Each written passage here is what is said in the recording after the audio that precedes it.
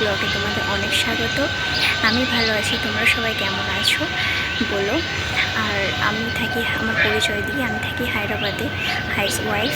আমার একটা বেবি আছে। তোমরা আস্তে আস্তে ব্লগের মাধ্যমে সবই জানতে পারো।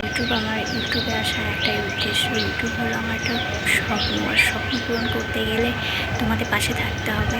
বড়দের আশীর্বাদ, ছোটোদের ভালোবাসা থাকলে আমি সব কিছুই করতে পারা যায়। তার জন্য তোমরা আমাকে একটু সাপোর্ট করো।